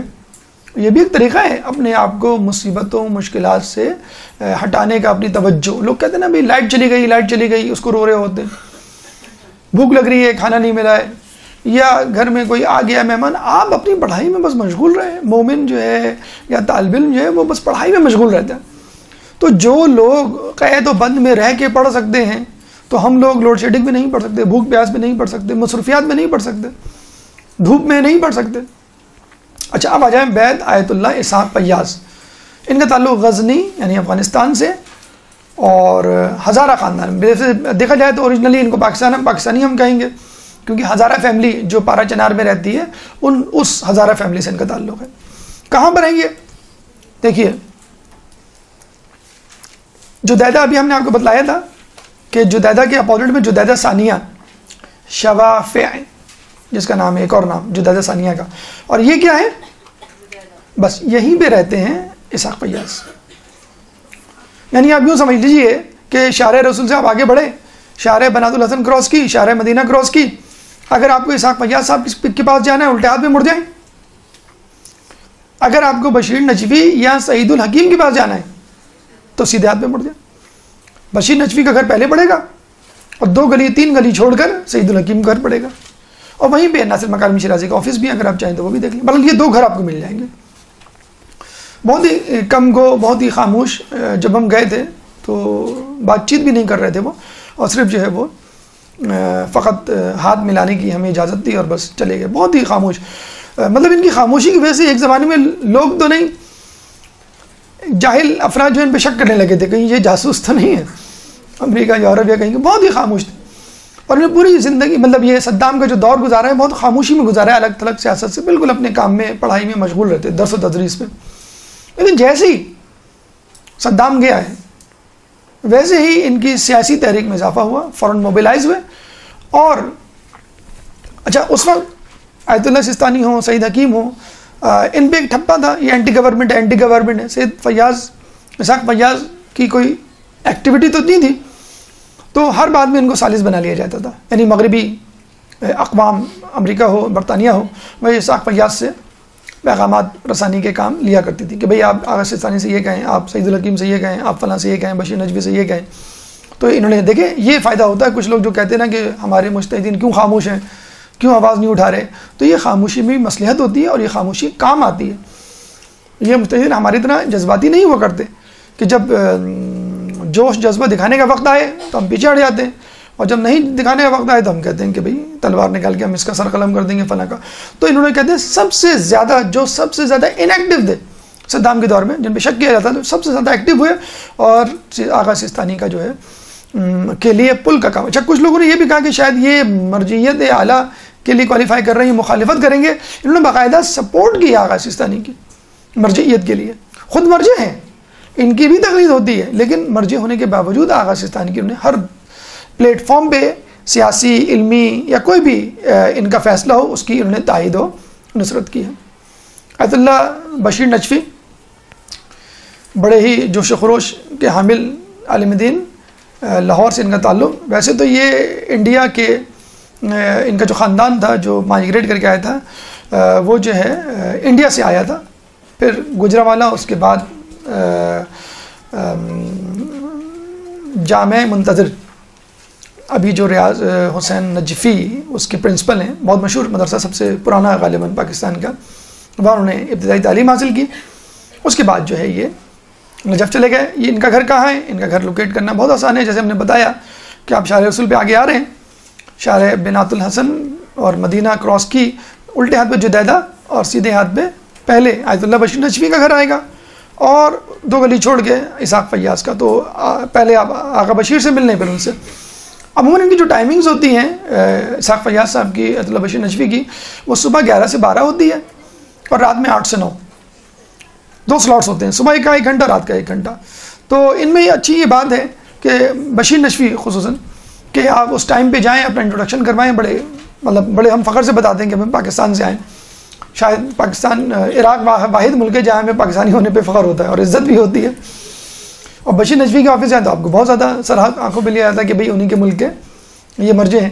اسی طرح اسحاق فیاض، ہاں آیت اللہ سستانی سے ملنا ذرا مشکل ہوتا ہے، ظاہر سی بات ہے، مرجعیت عالم کی وجہ سے بہت زیادہ ایکٹیو ہیں، بہت زیادہ مصروف ہیں. لیکن بہرحال کسی نہ کسی طرح اگر آپ کوشش کریں کسی نہ کسی قافلے کے ساتھ، تو قافلے والے اگر چاہیں تو ان سے بھی آپ کی جو ہے وہ ملاقات ہو سکتی ہے. سعید الحکیم سے بھی آپ کی ملاقات ہو سکتی ہے.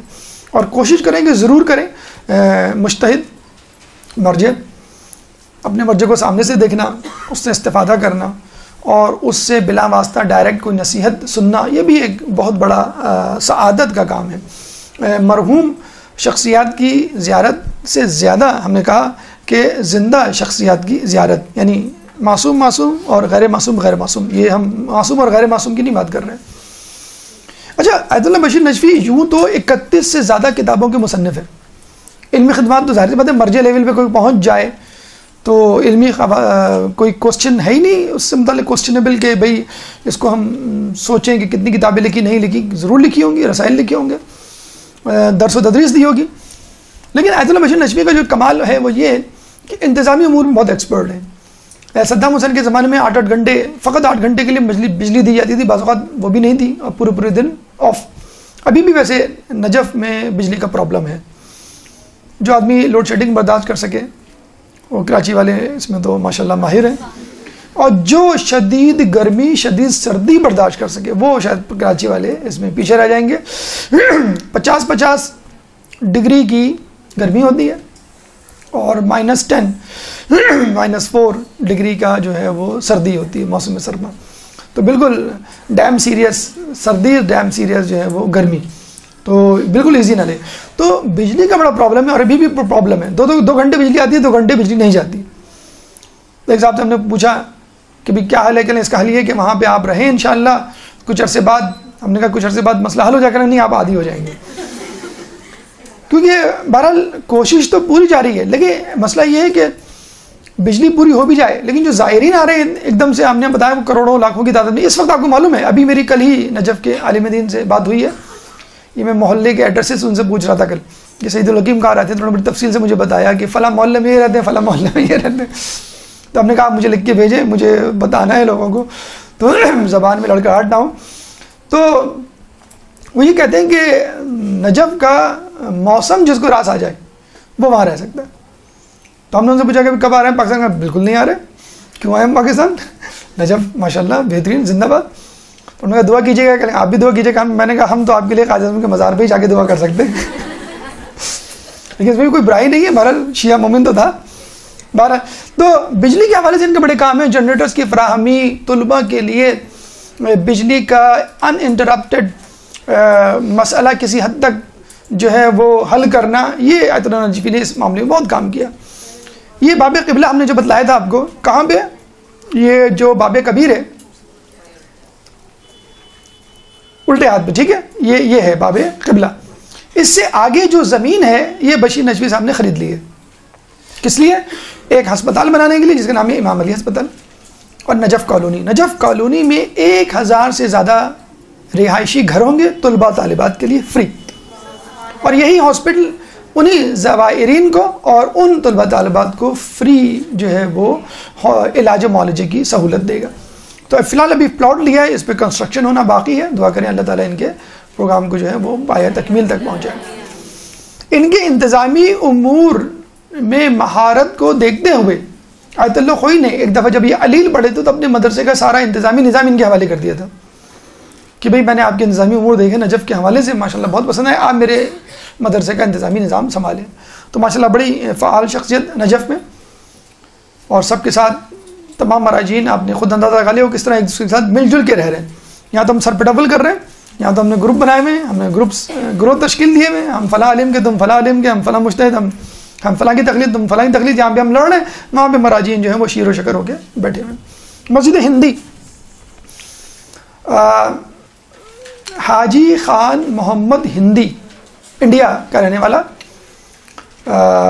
اس نے وہاں جا کے اس مسجد ہندی کو تعمیر کیا، لیکن مسجد کے ساتھ ساتھ جو اس کی خوبی ہے وہ ہے یہاں پر مرقد اور کتاب خانہ محسن الحکیم ہے۔ محسن الحکیم کون؟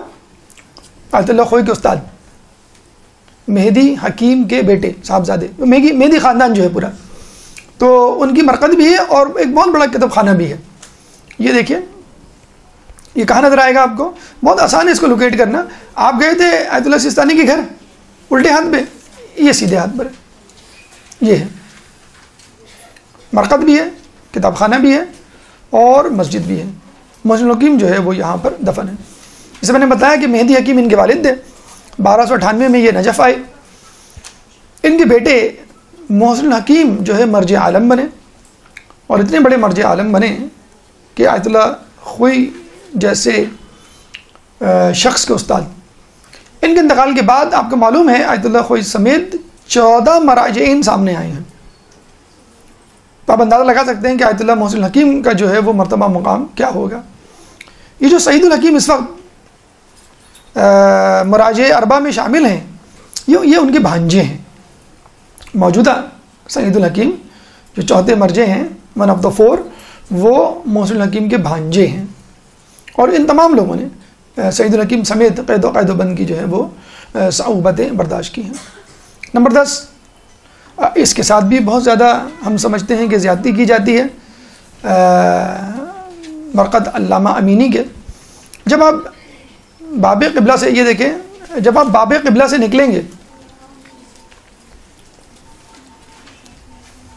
تو بالکل آپ کے سامنے 10 نمبر، یہ دیکھیں، یہ ہے باب قبلہ، باب کبیر کے الٹے ہاتھ۔ جب آپ باہر نکلیں گے، اکثر آپ نے دیکھا ہوگا ہم باہر نکل کے انتظار کر رہے ہوتے ہیں کسی کا، جیسے ہی آپ باہر نکلیں گے تو سامنے اوپر جو سب سے پہلے جس پہ نظر پڑے گی، یہ 10 نمبر یا 11 نمبر، 12، 13 نمبر، یہ چاروں چیزیں جو ہیں ایک بازار فرسٹ فلور پہ ہیں۔ اس بازار کا نام ہے سوق الحویش۔ سوق بازار کو کہتے ہیں، ہم کہتے ہیں نا سوقیانہ پن کا مظاہرہ نہ کرو، یعنی بازاری پن کا مظاہرہ نہ کرو، سوقیانی زبان نہ استعمال کرو. سوق الحویش یا محلہ حویش، محلے کا نام حویش ہے اور بازار کا نام سوق الحویش. تو یہ فرسٹ فلور پہ ہے، اور اسی لیے بالکل واضح طور پہ جیسے آپ نکلیں گے سامنے بالکل اس طرح کی بلو ٹائلز سے مزین بلڈنگ آپ کو نظر آئے گی. ہمیشہ لوگ اس کے ساتھ غفلت برتتے ہیں اور اس پہ ظلم کرتے ہیں. یہاں نہیں جاتے، شاید اس لیے نہیں جاتے کہ یہاں پہ کتابوں کی دکانیں ہی دکانیں ہیں کہ جائیں گے تو کتابیں لینی پڑ جائیں گی. اردو بازار ہے، بالکل اس طرح کی شکل ہے اس کی. لیکن علامہ امینی وہاں دفن ہے، صاحب غدیر. بیت خمینی 12 سال جو رہے نجف میں، وہاں ہیں. شیخ مرزا انصاری کی مسجد جو انہوں نے بنائی تھی وہ وہاں پہ دفن ہے. تو اتنی بڑی شخصیات جو ہیں وہ یہاں پر دفن ہیں. یہ دیکھیں، یہ وہ لائبریری ہے کہ جو علامہ امینی نے خود اپنے ہاتھوں سے تعمیر کی، خود کتابیں جمع کی. اور زمانے میں کتابیں اتنی سستی نہیں ہوا کرتی تھیں اور آسانی سے دستیاب بھی نہیں ہوا کرتی تھی. اگر آپ صاحب استطاعت ہوں تو ہر کتاب آپ کو نہیں مل سکتی. یہ ان کی قبر مبارک کا جو وہ ہے احاطہ، اس کے اندر کی تصویر. ایرانی حضرات جو ہیں یہاں پہ مجلس پڑھ رہے ہیں. یہ ہم داد دیں گے ایرانیوں کو کہ جب آپ کہیں پہ بھی جاتے ہیں کسی زیارت گمنام یا غیر معروف زیارت پہ جس میں آپ کو آپ کے قافلے والے نہیں لے کے جاتے، تو بڑے خوش ہوتے ہیں میں نے کشمیر فتح کر لیا. جب سامنے آتے ہیں تو پتہ لگے ایرانی پہلے سے بیٹھے ہوئے. تو یہ ہمیں تھوڑی سی تکدو اور دقت برداشت کرنی چاہیے جب ہم 12 دن کے لیے جا رہے ہیں، فقط 12 دن. اب مری جاتے ہیں، کلام کاغان جاتے ہیں، اب ہاپتے کاپتے نہیں ہیں، پہاڑوں پہ چڑھ رہے ہیں، گھوم پھر رہے ہیں. لیکن جب زیارت پہ جاتے ہیں تو پتہ نہیں کہ آپ کو بار بار ہوٹل یاد آ رہا ہوتا ہے. سردی میں ہوٹل یاد آ رہا ہوتا ہے، سردی لگ رہی ہے، گرمیوں میں ہوٹل یاد آ رہا ہوتا ہے کہ گرمی لگ رہی ہے، ہمیں ہوٹل میں جانا ہے. تو بھائی آپ آئے کس لیے؟ زیارت کے لیے آئے. تو جتنی زیارات آپ کر سکتے ہیں کریں، آپ کو کس نے روکا ہے؟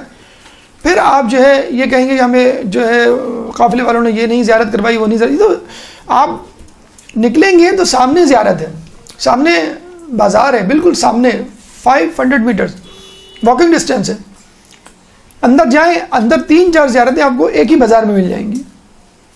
ان کی تھوڑی سی خصوصیات آپ کو معلوم ہی ہوگی، مزید تذکر ہو جائے اس کا.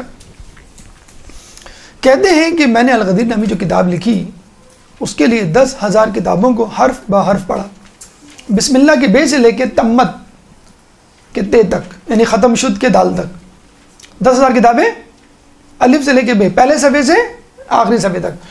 اور اگر تکرار کو مد نظر رکھا جائے، جیسے ایک کتاب آپ نے دو مرتبہ نکال کے دیکھی، 3 مرتبہ نکال کے دیکھی، اگر تکرار کو مد نظر رکھ کے دیکھا جائے تو 1,00,000 کتابیں میں نے دیکھی ہیں.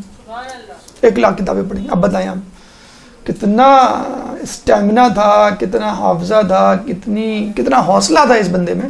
40 سال لگے. کسی جگہ لکھا ہے 10، کسی جگہ 20، لیکن 40 سال جو ایک تحقیق ہے.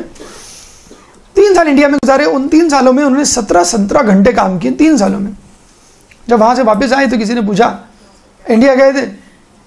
تاج محل گئے آپ؟ نہیں، تاج محل تو نہیں گئے. کیوں؟ کہ میں تاج محل دیکھنے تھوڑی گیا تھا. تو ہم سب سے پہلے تاج محل جائیں یا ان کی جو نیو دہلی ہے، بامبے ہے، یہ سب جگہیں جا کے گھومیں. یہ بیچارے جس جوتے میں گئے تھے اسی جوتے میں واپس آئے. 3 سال ہم کراچی میں رہ لیں تو 3 جوتے بدل چکے ہوتے ہیں. انڈیا میں رہ کر سفر کر کے اسی جوتے میں، اسی جوتی میں، چپل ہی کہہ لیں، کیا جوتا ہوگا ان کے پاس، اسی میں جو ہے وہ واپس آئے. لیکن بہرحال جو اجر ملا ہے ان کو یقیناً قابل رشک ہے. کہتے ہیں کہ پھر بھی ان کا دل نہیں بھرا، مولا کی خلافت کو ثابت کرنے کے حوالے سے دل نہیں بھرا. کیونکہ میں خود اپنی آنکھوں سے دیکھوں گا غدیر کا مقام. تو خود گئے مدینے، مکے. آپ کو معلوم ہے غدیر کا مقام تو مکے مدینے کا جو بائیفرکیشن ہے، جہاں پہ یہ رستہ ڈیوائیڈ ہوتا ہے مکے سے جب واپس آتے ہیں، وہاں پر ہے.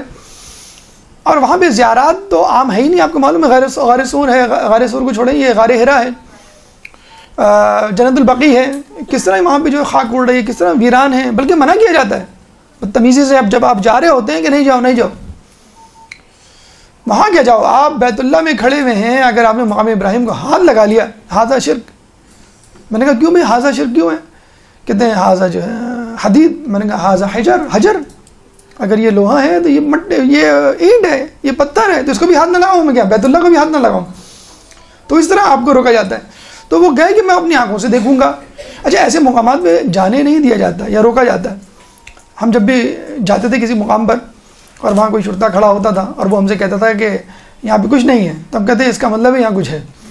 جہاں کوئی کھڑا ہوا ہے، جہاں 2-4 لوگ کھڑے ہوں ڈنڈے ونڈے لے کر کہ یہاں نہیں ہے کچھ، مسجد سلمان فارسی تھی وہاں پہ جنگ خندق جہاں پہ ہوئی تھی، انہوں نے یہیں پہ کچھ ہے. تو پہرے لگے ہوئے، اب یہ بیچارے چلتے چلے جا رہے ہیں، چلتے چلے جا رہے ہیں. کہتے ہیں کہ ضعیفی بھی تھی، تھکن بھی تھی. اس تھکن کی وجہ سے وہ بیمار پڑ گئے، اور اتنے بیمار پڑے کہ وہ بیماری تھکن کی وجہ سے بیماری نہیں باقاعدہ وہ جان لیوا ثابت ہوئی. فوراً کو تہران لایا گیا، تہران ہاسپٹل، اور وہاں پہ ان کا انتقال ہوا. پھر وہاں سے وہ نجف اشرف جو ہے منتقل ہوئے. آپ دیکھ لیجئے کہ کتنا شوق، کتنی جستجو کہ میں مولا کی ولایت کو ثابت کر دوں. کہتے ہیں کہ جب ان کا انتقال ہوا تو ان کے ایک دوست، ایک عالم دین ان کے بیٹے کے پاس آئے اور کہنے لگے کہ میں نے تمہارے والد کو اپنے خواب میں دیکھا ہے، اور دیکھا ہے کہ مولا جو ہے وہ حوض کوثر پہ لوگوں کو سیراب کر رہے ہیں، اور جب تمہارے والد آئے تو مولا نے پیالہ زمین پہ رکھ دیا اور آستینیں اوپر چڑھائیں اور اپنے ہاتھوں سے سیراب کیا. اور کیا دیکھیں دعا کیا تھی، بیض اللہ وجہک کما بیضت وجہی، کہ اللہ تمہارے چہرے کو اس طرح منور کرے جس طرح تم نے میرے چہرے کو منور کیا. اللہم صلی اللہ.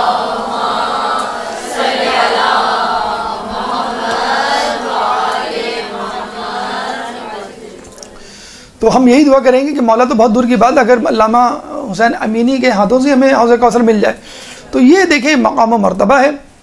وہی بات کہ غیر معصوم کی زیارت کرنے کا بھی ایک لطف ہے. آپ کو ایک حوصلہ، ایک موٹیویشن جسے کہتے ہیں نا، آج کل کے دور میں موٹیویشن ایک لفظ استعمال کیا جاتا ہے کہ بس جوش ولولہ نہیں رہا، پڑھائی کا معاملہ ہو یا جاب کا معاملہ ہو یا گھریلو کاموں کا معاملہ ہو، تو آپ اپنی موٹیویشن جو ہے وہ ان زیارات پہ جا کر استعمال کریں. 11 نمبر پہ بیت امام خمینی ہے، اور یہ وہ جگہ ہے کہ جہاں پر بس یہ 5 منٹ مجھے دے دیجئے، 5 منٹ سے زیادہ انشاءاللہ نہیں ہوں گے. ایک درود پڑھ دیں محمد والے محمد.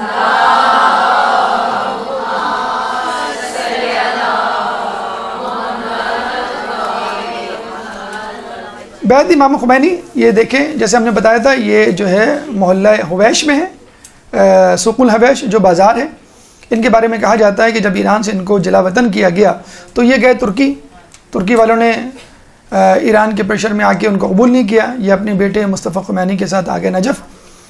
مصطفیٰ خمینی ان کی تحریک کو چلاتے رہے انڈر گراؤنڈ، اور یہ جو ہے درس و تدریس میں مصروف رہے. یہ ان کے گھر کا اندرونی حصہ ہے. اور وہاں پہ شیخ مرزا انصاری کی بنائی ہوئی مسجد انصاری میں درس دینا شروع کر دیا.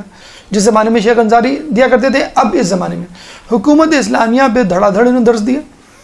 ان کے دروس کو تحریری شکل میں، پمفلٹ کی فارم میں، کتاب کی فارم میں ڈالا گیا اور ایران پہنچایا گیا. اور دیکھا جائے نجف نے باقاعدہ پلیٹ فارم جو ہے مہیا کیا ہے امام خمینی کو باقاعدہ طور پہ لوگوں کے اذہان کو تیار کرنے کے لیے. 12 نمبر مرقد سید عبداللہ سبزواری، یہ بھی سوق الحویش میں آپ کو مل جائے گی. بہت زیادہ لوگ جانتے نہیں ہیں، لیکن ان کے بارے میں یہ کہنا کافی ہے کہ آیت اللہ خوئی کے بعد 1 سال تک مرجعیت ان کے ہاتھ میں رہی. 13 نمبر مسجد شیخ مرزا انصاری، یہ بھی سوق الحویش میں، اور اس کے بارے میں کہا جاتا ہے شیخ مرزا انصاری جو ہے یہاں پر درس دیا کرتے تھے، جس میں بعد میں امام خمینی نے جو ہے وہ درس دینا شروع کیا. 14 اور آخری جو اسپاٹ ہے وہ ہے کتاب خانہ امام حسن، جو کہ آیت اللہ باقر شریف نے بنایا تھا. موسوعات سیرت اہل بیت ان کی کتاب ہے. یہ 14 نمبر، یہ بالکل آخر میں، یہ شارع بنات الحسن کے اوپر واقع ہے. دیگر زیارات میں 3 زیارات انڈر کنسٹرکشن ہیں.